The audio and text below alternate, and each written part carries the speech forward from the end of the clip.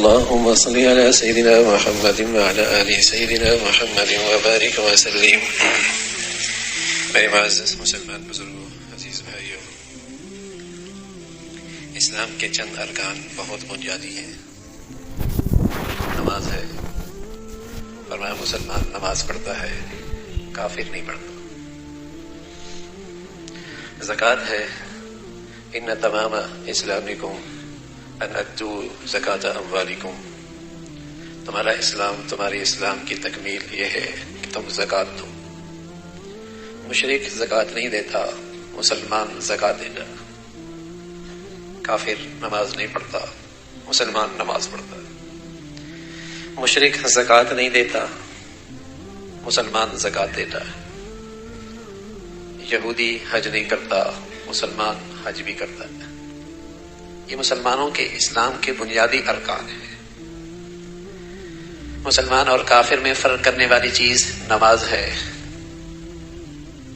یہ نمازی ہے، یہ مسلمان ہے. یہ نمازی نہیں، یہ مسلمان نہیں. فویل للمشرکین الذین لا یؤتون الزکاۃ.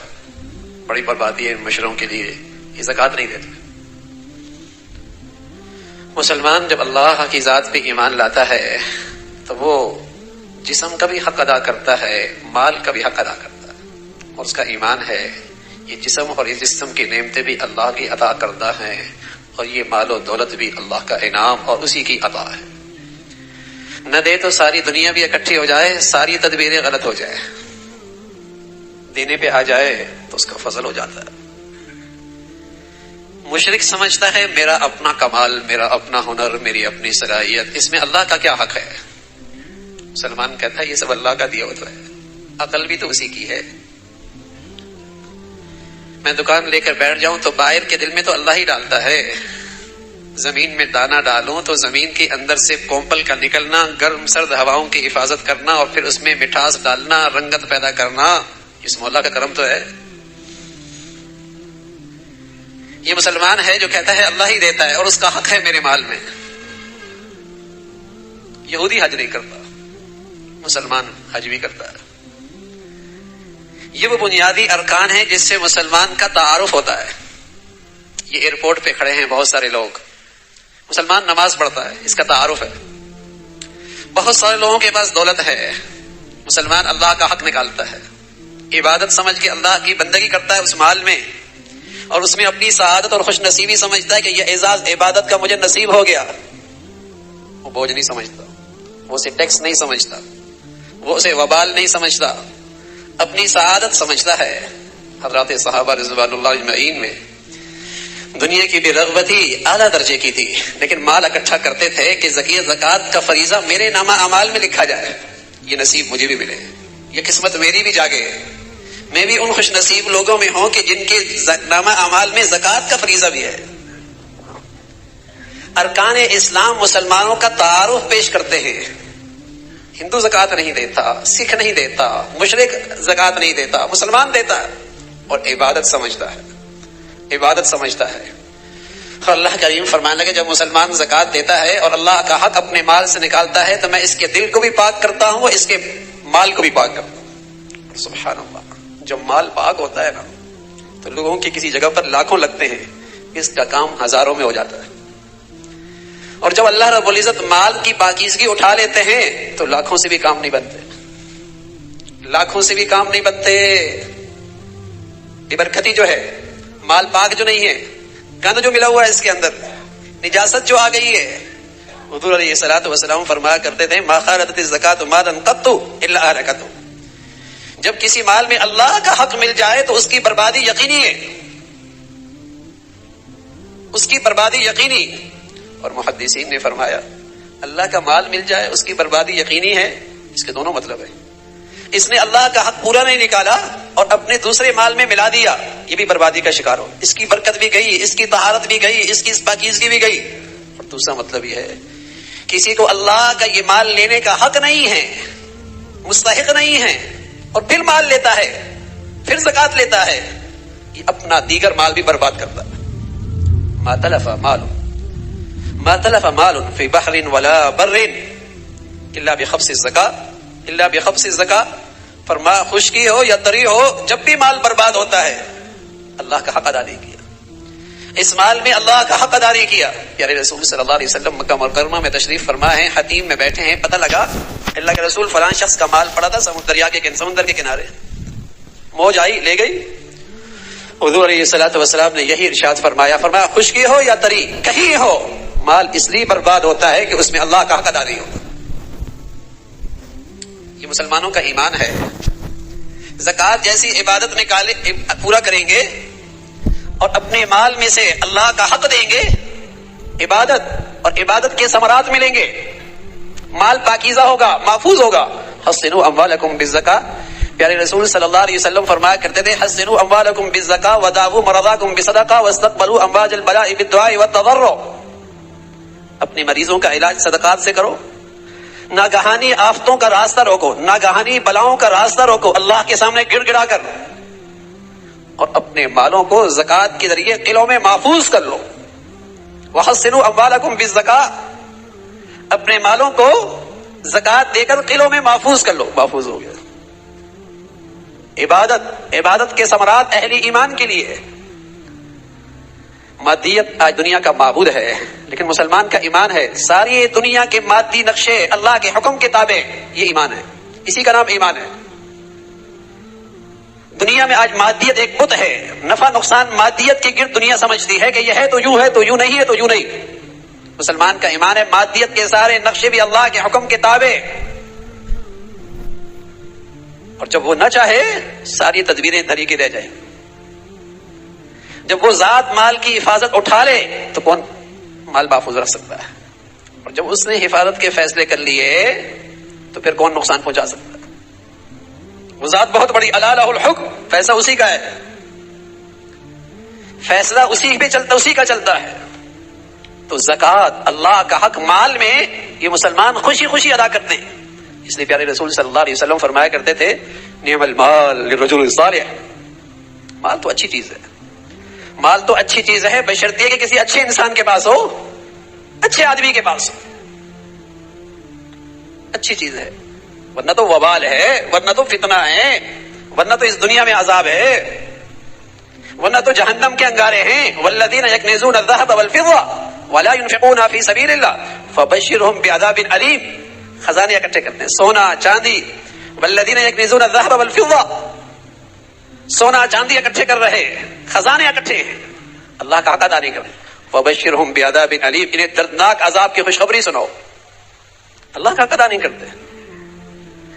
یہی سونا چاندی ازدہے بنیں گے، جہنم میں ڈال کر اس کے پہلوؤں کو اسے تپش دی جائے گی، یہ ہے عذاب۔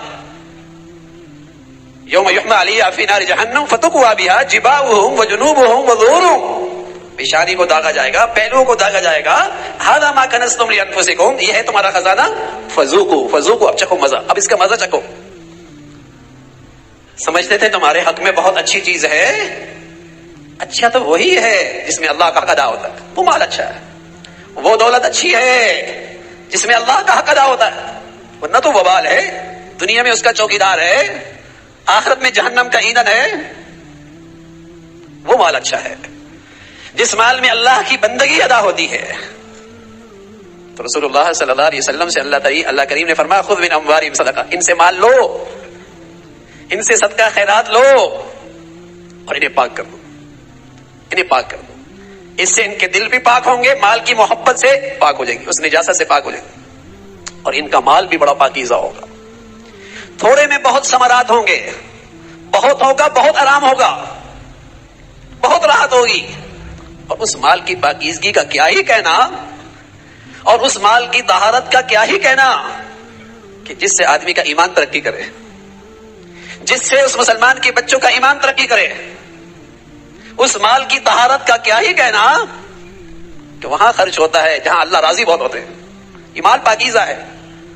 عبد القادر جیلانی رحمۃ اللہ علیہ ایک عجیب بات فرمایا کرتے تھے جب لوگ مال خرچ کرتے ہیں تو مجھے پتہ لگتا ہے ان کا مال ہے کس قسم کا، جب مال لوگ خرچ کر رہے ہوتے ہیں مجھے اندازہ ہوتا ہے ان کا مال ہے کیسا، گندا ہے تو گندگیوں میں خرچ ہوگا نا بھائی، رسم و رواج میں خرچ ہوگا، بے حیائی فحاشی اور یانی میں خرچ ہوگا، گندگیوں میں اور دین دشمنیوں میں خرچ ہوگا، اسلام اور نبی کی زندگی کے مٹانے میں خرچ ہوگا، گندا مال جو ہے. تو فرمایا کرتے تھے مال جب لوگ خرچ کرتے ہیں مجھے اندازہ ہوتا ہے ان کا مال کس قسم کا ہے، لیکن جب مال میں اللہ کا حق ادا ہوتا ہے مال پاکیزہ ہو جاتا ہے، مال پاکیزہ ہو جاتا ہے. گھر میں ہے تو گھر میں ٹھنڈک، اولاد میں ہے تو اولاد کی دین محفوظ، جی رہا ہے تو اس میں اللہ کا حق، اللہ کی بندگی ہو رہی ہے، اور آخرت میں جائے گا. رسول اللہ صلی اللہ علیہ وسلم نے فرمایا، جب آپ علیہ الصلوۃ والسلام نے فرمایا کہ کچھ لوگ ایسے ہوں گے سبحان اللہ جن پر اللہ کا بڑا فضل ہوگا، جن پر اللہ کا بڑا فضل ہوگا، تو صحابہ کے وہ لوگ جن کے پاس دنیاوی حالت اتنی اچھی نہیں تھی، حضور علیہ الصلوۃ والسلام کی خدمت میں آئے، فرمانے لگے یا رسول اللہ یہ مال والے تو بڑے مزے میں ہیں، آخرت میں یہی مزے کریں گے، اور دنیا میں بھی انہی کے مزے، وہاں بھی اتنے درجات بلند، یہاں بھی انہی کے مزے، ایسی ایسی عبادتیں کر بیٹھتے ہیں ہم نہیں کر پاتے. حضور علیہ الصلوۃ والسلام نے فرمایا سنت نماز کے بعد 33 مرتبہ سبحان اللہ الحمدللہ اللہ اکبر پڑھ لیا کرو، تم نیکیوں میں ان کے برابر ہو جاؤ گے. اللہ کی شان، وہ مال والے بھی تو مال والے تھے، واقعی مالدار تھے. اللہ نے دولت بھی دی تھی، دل کی نظر بھی دی تھی، بصیرت بھی دی تھی، دین کی عظمت اہمیت بھی نصیب تھی، عبادت کا ذوق شوق بھی تھا. وہ عمل غریب والوں کا ان امیر لوگوں نے بھی کرنا شروع کر دیا. یہ پھر آئے کہا یا رسول اللہ جو آپ نے ہمیں بتایا تھا درجات کی بلندی کا وہ تو ان صاحب حیثیت لوگوں نے بھی کرنا شروع کر دیا، یہ مال والے پھر آگے نکل گئے. وہاں رش ان باتوں پہ ہوا کرتا تھا، وہاں مقابلہ ان چیزوں پہ ہوا کرتا تھا، وہاں غبطہ ان چیزوں پہ ہوا کرتا تھا، یہ آگے نکل گیا نیکی میں. تو حضور علیہ الصلوۃ والسلام نے فرمایا یہ مال ذالک فضل اللہ یؤتیہ من یشاء، یہ مال بھی اللہ کا فضل ہے، جسے چاہے اللہ عطا فرمائے، یہ بھی اللہ کی بڑی عطا. جب اس میں اللہ کا حق ادا ہو، یہ مال میں بڑی دولت ہے. تو میرے عزیزو اپنے مالوں میں اللہ کا حق ادا کرو، عبادت کا فریضہ بھی ادا کرو، اور ساتھ ساتھ اس کے ثمرات بھی لو. مال کی حفاظت، مال کی پاکیزگی، مال کی برکت، مال اللہ کا فضل، مال اللہ کی نعمت بنے، اس میں اللہ کا حق ادا کرو اور خوشی سے ادا کرو. تنگ نظری، تنگ طبیعت سے نہیں، بددلی سے نہیں، بوجھ نہیں، سعادت، خوش نصیبی، عبادت کی توفیق مل رہی. ہاں آخری بات عرض کرتا ہوں، مالوں میں یہ ضرور دیکھا کرو میرے مال سے اللہ کے دین کی سربلندی کتنی ہو رہی. دین ہے تو مسلمان ہے، دین ہے تو یہ آپ کو فضا مل رہی ہے، دین ہے تو آپ کو حلال حرام کا سبق مل رہا ہے، دین ہے تو آپ کو اسلام کی باتیں مل رہی ہیں. لیکن یہ دین آج تک مجھ اور آپ تک جو پہنچا ہے نا، ایسی نہیں پہنچا. کچھ خوش نصیب لوگوں کی زندگیاں لگی اور کچھ سعادت مند لوگوں کی دولت لگی. اللہ نے دنیا کو دارالاسباب بنایا ہے، ورنہ اللہ چاہے تو سمندر بہا لے، دریا بہا لے، آسمان نما چھت بنا لے، گلی محلوں میں مسجد بھی بنا سکتا ہے، اپنے گھر بھی بنا سکتا ہے. لیکن اللہ کریم نے اس امت کی سعادت رکھی کہ ارے تم میرا گھر بناؤ میں تمہارا گھر بناؤں گا، تم میرے دین کی حفاظت کرنا میں تمہارا خیال رکھوں گا، تم میرے دین کی اشاعت میں زندگیاں لگانا، پھر دیکھو میں تمہیں تمہارے نصیب کیسے جگاتا ہوں. اللہ چاہتا تو گلی محلے میں اپنے گھر اور دین کے یہ مراکز خود بنا سکتے تھے. اس لیے میرے عزیزو اپنی دولت اور اپنے مال خرچ کرنے میں یہ نقطہ ہمیشہ پیش نظر رہے کہ میرے دولت سے اللہ کا دین کتنا زندہ ہو رہا. بڑی بد نصیبی ہوتی ہے کہ مسلمانوں کے پیسوں سے دین مٹ رہا ہو، مسلمانوں کی دولت سے نبی کی سنتیں مٹ رہی ہوں، مسلمانوں کی زکوٰۃ سے اللہ کی نافرمانیوں کو فروغ مل رہا ہو. یہ زکوٰۃ نہیں وبال، ایسا خرچ کرنا عذاب. سود کے اڈے آباد ہو رہے ہیں، بے حیائی کے اڈے آباد ہو رہے ہیں، فحاشی اور بے حیائی پھیل رہی ہے، یہ زکوٰۃ وبال. اس لیے اپنے مال کے خرچ کرنے میں اس نقطے کو ہمیشہ رکھو، اللہ کا دین اس سے زندہ ہو رہا ہے، اللہ کی دین کی حفاظت ہو رہی ہے، اللہ کی دین کی اشاعت ہو رہی ہے. پہلے تو مسلمان اپنا تہائی مال صرف دین کی حفاظت کے لیے خرچ کیا کرتے تھے، زکوٰۃ نہیں ویسے ہی خرچ کیا کرتے تھے. اللہ کا دین ہے تو ہم ہیں. جیسے میرے اور آپ کی زندگی کے لیے پانی ضروری، ہوا ضروری، روشنی ضروری، اس سے بڑھ کر میری اور آپ کی زندگی کے لیے اللہ کا دین ضروری. لیکن یہ دین دو چیزوں سے زندہ رہے گا نا، دو خوش نصیب لوگوں کی محنتوں سے زندہ ہوگا، ایک کی زندگیاں لگیں گی، ایک کے وسائل لگیں گے. اور رسول اللہ صلی اللہ علیہ وسلم نے ایسے دونوں خوش نصیب لوگوں کے بارے میں فرمایا اگر دنیا میں کسی پہ رش کرنا ہے، دنیا میں کسی پہ غبطہ کرنا ہے، کاش کہ میں بھی ایسا ہوتا، کاش کہ میری اولاد بھی ایسی ہوتی. فرمایا یہ دو طبقے ہیں، جو اپنی زندگیاں اور اپنا علم اپنی اللہ کے دین کے لیے صرف کرتے ہیں، اور دوسرا جو اپنی دولت اللہ کے دین کی حفاظت کے لیے لگاتا. تو میرے عزیزو مال اللہ کی نعمت ہے، اب یہ ہمارے حق میں اللہ کا انعام بنے، اللہ کا فضل بنے، اس میں اللہ کا حق ادا کرو۔ اللہ تعالی ہم سب کو اس کی توفیق نصیب فرمائے۔ وآخر دعوانا الحمدللہ رب العالمین۔